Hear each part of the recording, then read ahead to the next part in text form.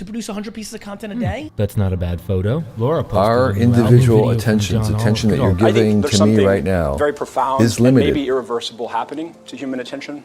Attention deficit used to be a psychological condition. Now it is a trait that defines modern life. It's Business School 101. Scarcity in supply creates an increase in demand. From a historic perspective, we've had 4 major scarcities: food, land, capital, and now attention. David Perel writes, "Power and wealth shift to those who control these fundamental scarcities." In the attention economy, people who control the fundamental scarcity attention are called influencers. In the information age, your attention has the highest demand simply because of its limited supply. As you know, saying yes to something is saying no to another.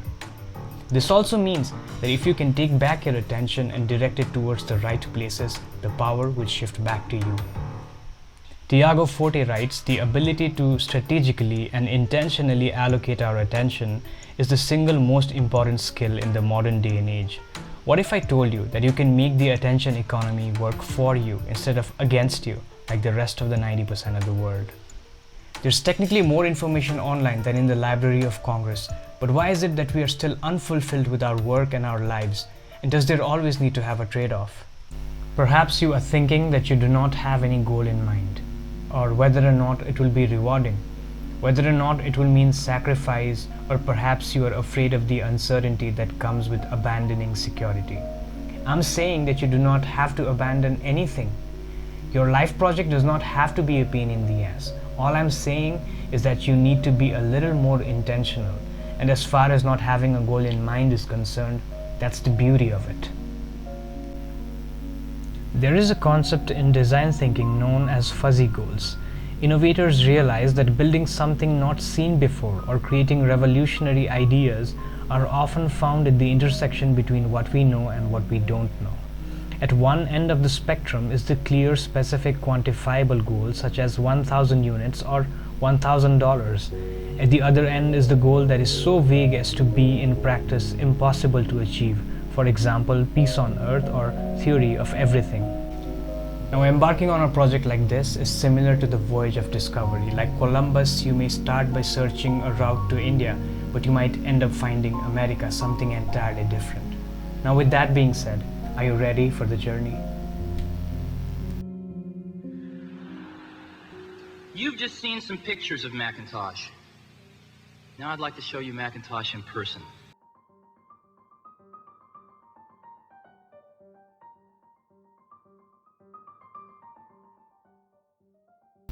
An example of this is the invention of the first commercial computer mouse.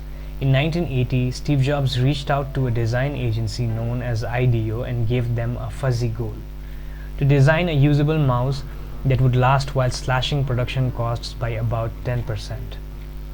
David Kelly and his design team pulled together household items to design a working prototype. They shopped their medicine cabinets, they grabbed stuff out of their refrigerators.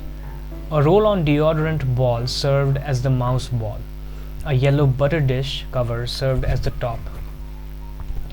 The resulting mouse proved mechanically and economically sound and was changed only slightly when adapted for use with the first Macintosh computer. They started off with a vague, almost impossible goal and ended up with one of the most important inventions of the 21st century. Many people think that life is divergent. The choices we make today may lead us to places we're totally unaware of, but from the vantage point of the destination, isn't life fundamentally convergent? Steve Jobs said during his Stanford commencement speech, "You can't connect the dots looking forward. You can only connect them looking backwards. So you have to trust that the dots will somehow connect in your future. You have to trust in something, your gut, destiny, life, karma, whatever." J.R.R. Tolkien, the author of The Lord of the Rings, got the ideas for the sublime landscapes of the Middle-earth from his school trip to Switzerland, and the inspiration for the horrifying war scenes came from his time spent as a soldier during his time in World War I. But what is the point of all this? There are too many people who are aspiring to do what you want to do. The competition is cutthroat and you will be lost in the noise. Isn't this all just a sham? Doesn't this mean hustle culture, more work, more burnout? Every day we create roughly 2.5 quintillion bytes of content, and I don't even know how many terabytes that is. Your voice may never be heard, but that's not what life projects are about. It's not about finding the answer. It's not about creating a solid, secure chain of cause and effect, but it's about creating something completely different. Not a chain, but a framework for exploration, experimentation, and trial and error. The path to the goal is not clear, and the goal may in fact change.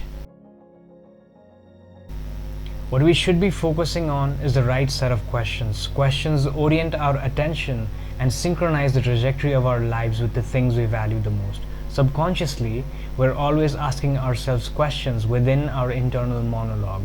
They are somehow directing our perspectives and the course of our lives. Richard Feynman, a Nobel Prize-winning physicist, famously said, "You have to keep a dozen of your favorite problems constantly present in your mind, although by and large they will lay in a dormant state. Every time you hear a new trick or a new result, test it against each of your 12 problems to see whether it helps. Every once in a while there will be a hit, and people will say, 'How did he do it? He must be a genius.'" Within the plethora of information and noise that is the internet, we are looking at the unique perspectives of individuals to navigate through the blizzard. This means that we are transitioning from the attention economy towards the perspective economy. Your perspective is the result of your unique experiences, and no one can mimic that. In the perspective economy, your perspective is your truest competitive advantage. The ability to ask beautiful questions, often in very unbeautiful moments, is one of the great disciplines of human life. And a beautiful question starts to shape your identity as much by asking it as it does by having it answered. You just have to keep asking. And before you know it, you will find yourself actually shaping a different life, meeting different people, finding conversations that are leading you in those directions that you wouldn't even have seen before.